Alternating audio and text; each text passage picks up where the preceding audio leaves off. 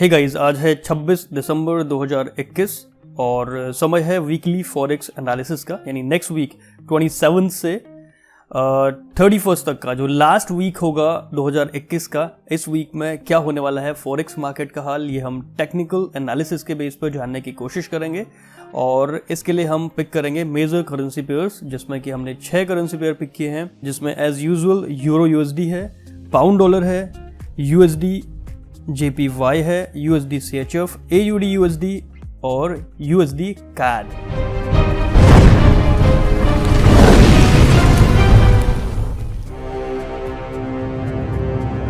So welcome back again.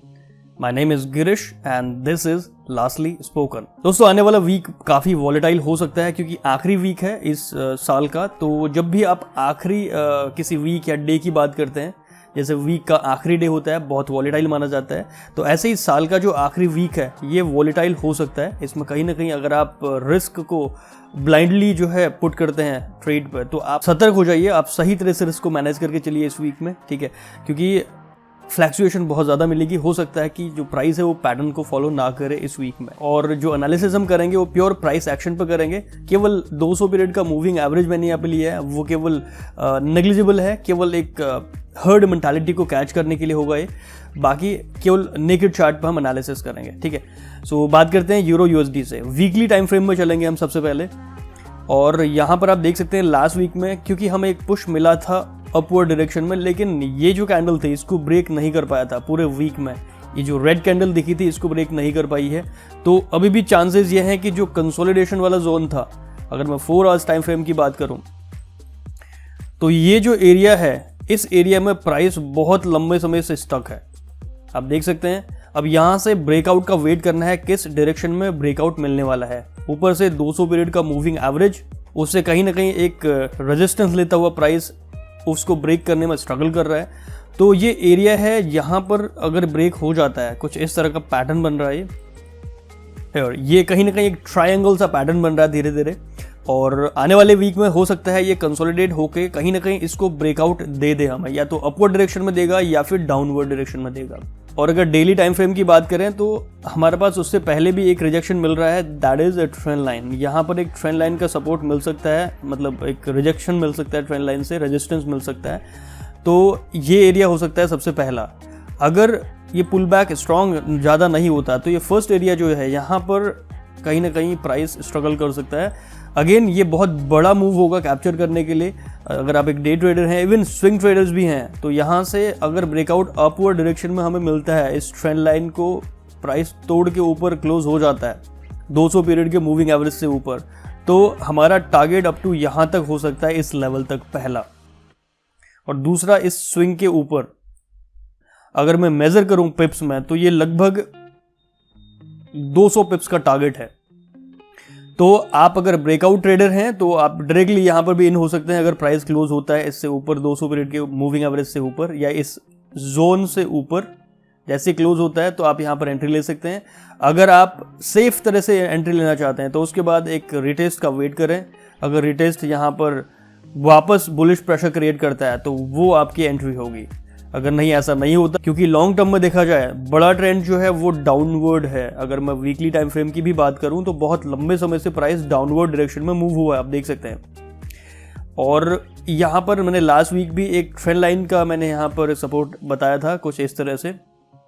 उस trend line के आसपास प्राइस है, क्योंकि अब आसपास से मतलब है कि ट्रेंड लाइन को हमेशा आप देख सकते हैं, इस ट्रेंड लाइन को वीकली टाइम फ्रेम के हिसाब से ऑलमोस्ट टच किया हुआ है प्राइस ने, ठीक है। अगर आप देखें तो अगर मैं इस तरह से ट्रेंड लाइन को ड्रॉ करूं तो ऑलमोस्ट इस ट्रेंड लाइन के आसपास प्राइस आ चुका है।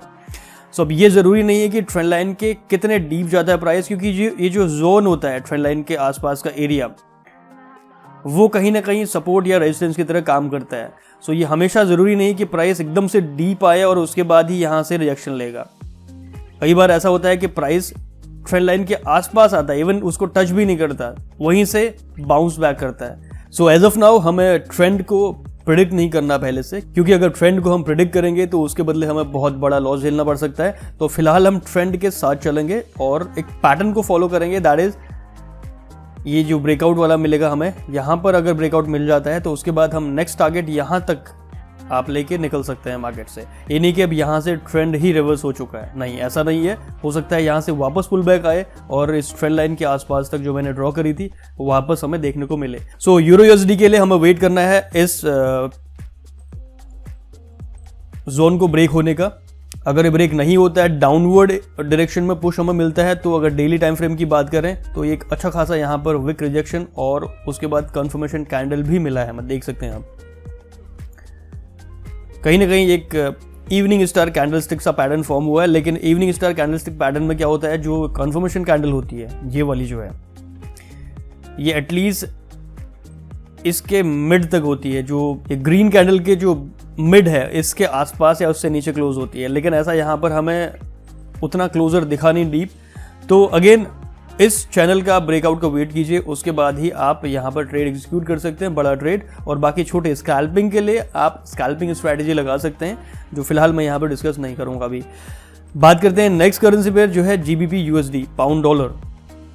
अगर पाउंड डॉलर की बात करूं तो लास्ट वीक में जो हमारी प्रेडिक्शन थी वो इस वीक में जाके फुलफिल हुई है, और जो टारगेट हमारा लास्ट वीक में अचीव नहीं हुआ था, लगभग वो टारगेट इस वीक में अचीव हो चुका, आप देख सकते हैं। इस जोन तक हमारा टारगेट था लास्ट वीक के हिसाब से, ऑल्दो जिसने भी प्रॉफिट बुक किया होगा, ये डबल प्रॉफिट बुक करने का आपके पास सिनेरियो था। तो यहाँ तक हमारा टारगेट हमने कंसिडर किया था, तो ऑलमोस्ट वो हिट हो चुका होगा, और इस एरिया में एक डबल बॉटम सा क्रिएट हुआ है 4 आवर्स के हिसाब से। और अभी जो प्राइस आ सकता है टेस्ट करने के लिए इस जोन को आ सकता है, ये एक हाईली टेस्टेड जोन है, और इस जोन के आसपास हमें एक रिटेस्ट करके एक पुल बैक, मतलब एक यहाँ से पुल बैक आके एक यहाँ से रिटेस्ट करेगा प्राइस, तो ये बहुत अच्छा ट्रेडिंग अपॉर्चुनिटी बन सकता है, और इसका टारगेट भी अच्छा खासा मिल सकता है हमें यहाँ से। देखा जाए तो डेली टाइम फ्रेम की बात कर लेते हैं हम। ये ट्रेंड लाइन मैंने यहाँ पे ड्रॉ करी है, इस ट्रेंड लाइन के आसपास तक, और यहाँ पर एक 200 पीरियड का मूविंग एवरेज भी है। तो नेक्स्ट टारगेट कहीं ना कहीं अगले 1-2 वीक में प्राइस यहाँ तक हिट कर सकता है। दैट इज ऑलमोस्ट, अगर मैं पिप्स के हिसाब से बात करूँ तो लगभग 220 पिप्स से लगभग 200 पिप्स का टारगेट है। और पाउंड डॉलर जो है यूरो यूएसडी करेंसी पेयर को फॉलो करता है, तो ये चीज़ हमें ध्यान देनी होगी। यूरो यूएसडी में अगर हमें बुलिश पुश मिलता है तो फिर कहीं ना कहीं हमें यहाँ पर एक प्लस पॉइंट हो जाएगा कि इस ट्रेंड लाइन तक एटलीस्ट ये हिट करेगा। बात करते हैं next currency pair, dollar Japanese yen यानी USD JPY।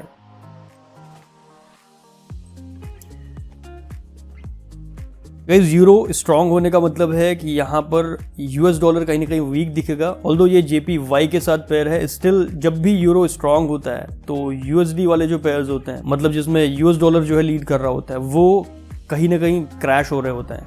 तो फिलहाल ये डबल टॉप वाली सिचुएशन भी हो सकती है यहाँ पर, या फिर एक हेड एंड शोल्डर वाला पैटर्न बन सकता है, जैसा हम लास्ट वीक में डिस्कस कर रहे थे। आप देख सकते हैं परफेक्ट हेड एंड शोल्डर यहाँ पर जो है क्रिएट हो सकता है, लेकिन अगेन हम ट्रेंड को पहले से प्रेडिक्ट नहीं करते, ट्रेंड को हम फॉलो करते हैं। तो फिलहाल तो ये अप ट्रेंड है, हम यहाँ से कभी भी रिवर्सल का ऐसा नहीं सोच सकते। हावेवर अगर ऐसा होता है, यहाँ से हमें एक बैरिश पुश मिलता है और ये कहीं ना कहीं एक इस एरिया तक लेके जाता है जो कि नेकलाइन है, तो फिर वहाँ से वो भी फिलहाल पॉसिबल नहीं लग रहा है, क्योंकि उसमें टाइम लग सकता है, 1-2 वीक का टाइम लग सकता है अगर ऐसा head and shoulder pattern create होता भी है डेली टाइम फ्रेम के हिसाब से। So that will take some time, हो सकता है 2-3 वीक लग जाएं। लेकिन इस एरिया में कहीं ना कहीं थोड़ा सा स्ट्रगल कर रहा है प्राइस। उसका रीज़न है ये कहीं ना कहीं शोल्डर एरिया में है प्राइस, और इस एरिया में पास्ट में आप देख सकते हैं बहुत बार रिजेक्शन मिल चुका है, बहुत अच्छा खासा जोन है ये।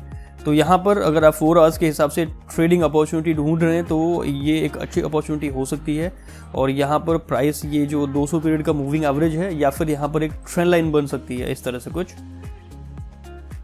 यहाँ तक, या फिर अगर मैं क्लोजिंग प्राइस पे लूँ यहाँ तक, इन दोनों जगह कहीं ना कहीं जो है हिट कर सकता है।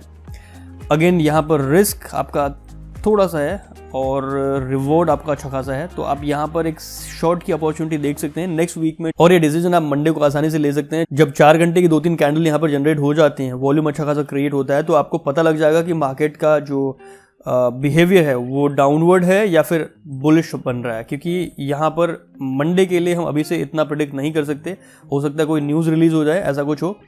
तो फिलहाल अगर मैं बड़े टाइम फ्रेम की बात करूं, अगर डेली टाइम फ्रेम के हिसाब से head and shoulder pattern create होता है यहाँ पर, ये प्राइस पुश करके यहाँ पर ऑल द वे नीचे आ जाता है। पहली बात तो हमारे पास ये ट्रेड कैप्चर करने का मौका मिलेगा यहाँ पर, यह है लगभग 170 पिप्स के आसपास। और दूसरा, अगर यहाँ पर ब्रेकआउट मिल जाता है हमें, बहुत स्ट्रॉन्ग ब्रेकआउट अगर मिल जाता है, क्योंकि ये डिपेंड करेगा यूरो पेयर पे, अगेन यूरो अगर स्ट्रांग होगा तो यूएसडी वीक होगा और ये डाउनवर्ड पुश करेगा कहीं ना कहीं, तो फिर हमारे पास हमारी नज़र होगी इस जोन पे। अगर ये ब्रेकआउट मिलता है हमें, अच्छा खासा ब्रेकआउट, क्लोजर नीचे हो जाता है, सो गाइज वो बहुत स्ट्रॉन्ग बैरिश प्रेशर होगा और उसके हिसाब से हम देखें तो अगला टारगेट बहुत दूर है। आप देख सकते हैं इस ट्रेंड लाइन के आसपास तक फिर आ सकता है, यहां तक प्राइस आ सकता है और ये प्राइस लगभग यहां से लगभग 383 पिप्स दूर है। अगर मैं नेकलाइन से भी देखूं तो नेकलाइन से लगभग 217 पिप्स के आसपास है। फिर से मैं बोलूंगा कि ट्रेंड को हम केवल फॉलो करते हैं, पहले से प्रेडिक्ट नहीं करते, तो ये खाली संभावनाएं हैं अगर ऐसा कुछ होता है तो। फिलहाल ये बुलिश ट्रेंड में है, यानी अपवर्ड डायरेक्शन में है, तो हम बुलिश की तरफ ही जाएंगे। हाँ, अगर यहाँ पर कोई बैरिश प्रेशर आता है, जो कि हमें कैंडलस्टिक में पता चल जाएगा, यहाँ पर कोई स्ट्रॉन्ग सेलिंग प्रेशर दिख रहा है, एक बहुत बड़ी सी रेड कैंडल दिखती है यहाँ पर इस एरिया में, तो यहाँ पर हम रिवर्सल स्ट्रैटेजी के हिसाब से जो है एक शॉर्ट ट्रेड कर सकते हैं। और अगेन रिवर्सल जब भी हम ट्रेड एग्जीक्यूट करते हैं तो वहाँ पर चांसेस विनिंग के कम होते हैं, लेकिन जब भी विनिंग के होते हैं तो वो अच्छा खासा रिस्क टू रिवॉर्ड देके जाता है हमें। ठीक है, बात करते हैं नेक्स्ट करेंसी पेयर जो है USD CHF. Weekly time frame के हिसाब से लास्ट वीक भी हमने यहाँ पर एक पैटर्न फॉर्म होता हुआ नजर आता है इस तरह का। ये एक ट्रायंगल सा पैटर्न फॉर्म हुआ है, ठीक है, असेंडिंग ट्रायंगल, और इसमें ब्रेकआउट की बातें हो रही थी लास्ट वीक में भी। अभी तक ब्रेकआउट हमें नहीं मिला है, मोस्ट लाइकली ब्रेकआउट इस वीक में हमें मिल जाना चाहिए और वो चांसेस जो है डाउनवर्ड दिख रहे हैं। उसका रीज़न ये है कि कहीं ना कहीं यूरो यूएसडी वाला करेंसी पेयर अगर अपवर्ड डायरेक्शन में मूव लेता है तो यूएसडी सीएचएफ डाउनवर्ड डायरेक्शन में जाएगा। फिलहाल अभी हम वेट करेंगे इस ट्रेंड लाइन के आसपास, इस जोन के आसपास, कि हमें फिर से एक यहाँ से जो है अपवर्ड डायरेक्शन में मूव मिले, क्योंकि अभी तक ब्रेकआउट नहीं मिला है यहाँ पर अभी। मैं सेफर साइड के लिए कह सकता हूँ कि आप इस एरिया, यानी प्राइस जहाँ पर कंसोलिडेट हो रहा है, इससे अगर ब्रेकआउट मिल जाता है उसके बाद ही आप ट्रेड करें तो वो एक सही वे होगा ट्रेड करने का, क्योंकि कंसोलिडेट जहाँ पर हो रहा है प्राइस, वहाँ पर ट्रेड करने का फ़ायदा नहीं है। हाँ, छोटे टाइम फ्रेम में अगर आप ट्रेड करना चाहें, जहाँ पर 5 मिनट 15 मिनट में अगर आप स्कैल्पिंग करना चाहें, वो स्कैल्पिंग की स्ट्रैटेजी अलग हो सकती है, लेकिन बड़े टाइम फ्रेम में 4 आवर्स या डेली के हिसाब से अभी ये कंसोलिडेट हो रहा है और इसको आप ब्रेकआउट का वेट करें। 1-2 दिन में मोस्ट लाइकली ये ब्रेकआउट मिल जाए, या फिर यहाँ पर इस ट्रेंड लाइन के आसपास एक बुलिश प्रेशर क्रिएट हो तो वापस वो कहीं ना कहीं ऊपर जो ट्रेंड लाइन है उसके आसपास तक वो पुश करे मार्केट में, तो वो एक अच्छा खासा मौका हो सकता है यहाँ से फिर से एक लगभग 100-150 पिप्स ग्रैब करने का। बात करते हैं नेक्स्ट करेंसी पेयर जो है एयूडी यूएसडी, और वीकली टाइम फ्रेम के हिसाब से यहाँ पर देखा जाए तो एक पुल बैक सा नजर आ रहा है। प्राइस डाउनवर्ड डायरेक्शन में है और वापस एक पुल बैक आया हुआ है। और डेली टाइम फ्रेम के हिसाब से बात करते हैं तो प्राइस कहीं ना कहीं यहाँ पर या थोड़ा सा और ऊपर से यहाँ से कहीं ना कहीं एक डाउनवर्ड मूव फिर से ले सकता है इस ट्रेंड लाइन के आसपास। यहाँ पर एक विक रिजेक्शन मिलती है तो यहाँ से हम जो है एक शॉर्ट ट्रेड देख सकते हैं। और छोटे टाइम फ्रेम की बात करते हैं 4 आवर्स के हिसाब से, तो यहाँ पर एक चैनल बन रहा है कुछ इस तरह से, और इस चैनल के आसपास प्राइस इसको रिस्पेक्ट कर रहा है, तो हमें ब्रेकआउट का वेट करना होगा। अगर इसको ब्रेकआउट अपवर्ड डायरेक्शन मिल जाता है तो हमें कुछ मूव और कैप्चर करने का मौका मिल सकता है अपवर्ड डायरेक्शन में, लेकिन इसका मतलब ये नहीं कि पूरा ट्रेंड चेंज हो गया। लेकिन अगर यहाँ से प्राइस इस चैनल को वापस फॉलो करता है, मतलब वापस इसको टेस्ट करने आता है, तो हमें यहाँ पर एक मूव कैप्चर करने का मौका मिल सकता है, जो कि लगभग 70-80 पिप्स का मूव है। लेकिन इसके लिए आपको कैंडलस्टिक पैटर्न में एक बेरिश प्रेशर देखना होगा, क्योंकि अगर बेरिश प्रेशर हमें नहीं देखने को मिलता है तो ये जो 1 घंटे का चार्ट है यहाँ पर हमें कहीं ना कहीं ग्रीन कैंडल दिख रही है और ये हो सकता है कि चैनल को अपवर्ड डायरेक्शन में ब्रेक कर दे। तो फिलहाल अगर मैं बात करूँ ट्रेडिंग अपॉर्चुनिटी के हिसाब से, तो अभी इस ट्रेंड लाइन तक प्राइस हिट कर सकता है, क्योंकि अभी जो करंट ट्रेंड है वो अप ट्रेंड है, लेकिन जो मेजर ट्रेंड है वो डाउन ट्रेंड है। और अगर करंट ट्रेंड के हिसाब से 4 आवर्स के हिसाब से अगर इस ट्रेंड लाइन के आसपास प्राइस आता है तो यहाँ से अगर हमें एक बुलिश प्रेशर दिख रहा है तो कहीं ना कहीं हम अपना टारगेट यहाँ तक ये ट्रेंड लाइन के आसपास तक देख सकते हैं। उसके बाद हम वेट करेंगे नेक्स्ट वीक में किस तरह का हाल हो सकता है। अब बात करते हैं लास्ट करेंसी पेयर जो है USD CAD। दोस्तों प्राइस यहाँ पर एक अपवर्ड डायरेक्शन में इस एरिया को ब्रेक करके क्लोज हुआ है, उसके बाद एक रिटेस्ट करने के लिए आया हुआ है और ये डेली टाइम फ्रेम है और हमें यहाँ पर दिख रहा है एक इनडिसीजन कैंडल जो कि एक जोन में है। कौन से जोन में है? इस जोन में जहाँ पर प्राइस ने मल्टीपल टाइम जो है पास्ट में रिजेक्शन दिया था उसके आसपास। तो यहाँ से चांसेस मोस्ट लाइकली रिवर्सल के लग रहे हैं, मतलब जो पुल बैक आया था यहाँ से वापस प्राइस अपवर्ड डायरेक्शन में पुश होने के चांसेस लग रहे हैं और इसका पहला टारगेट हम ले सकते हैं यहाँ पर। अगर आप चाहें तो यहाँ पर 4 आवर्स के टाइम फ्रेम में डायरेक्टली भी एंट्री ले सकते हैं। अगेन मंडे को 1-2 4 आवर्स की जो कैंडल्स हैं उनको फॉर्म होने का वेट कीजिए। अगर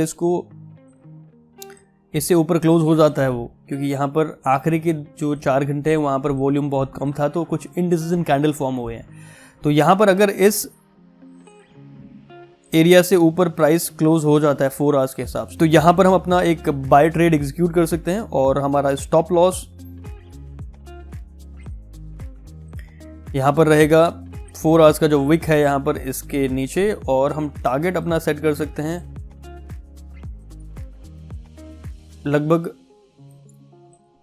1:2.8 का रिस्क टू रिवॉर्ड है। ऑल द वे अप यहाँ तक हम अपना टारगेट ले सकते हैं। हो सकता है कि यहाँ तक प्राइस हिट करे अगर ये बुलिश प्रेशर क्रिएट होता है तो, और इसके लिए हमें वेट करना होगा मंडे को 4 घंटे के 2-3 कैंडल फॉर्म होने का वेट करना होगा और एक वॉल्यूम आने का वेट करना होगा, क्योंकि जिस टाइम पर आप ट्रेड एग्जीक्यूट करेंगे मेक श्योर अच्छे वॉल्यूम में हो, क्योंकि मॉर्निंग के 2-4 घंटे जो होते हैं वहाँ पर ऐसा कोई वॉल्यूम क्रिएट नहीं होता है, तो वहाँ पर कंसोलिडेशन फेज आपको देखने को मिलेगा। तो उसमें आप ये आइडेंटिफाई नहीं कर पाते हैं कि प्राइस किस डायरेक्शन में मूव करेगा। सो ये रहा weekly forex analysis. Next week यानी 2021 का आखिरी वीक, आई होप कि नेक्स्ट वीक में फॉरेक्स मार्केट में किस तरह का मूवमेंट हमें देखने को मिल सकता है ये थोड़ा सा आपको आइडिया आया होगा। वीडियो पसंद आता है तो एक लाइक स्मैश करना ना भूलें और फ्यूचर वीडियोस के लिए चैनल को सब्सक्राइब करना बिल्कुल ना भूलिएगा। So with that said, this is your coach lastly spoken signing off. Have a wonderful day ahead. Happy trading.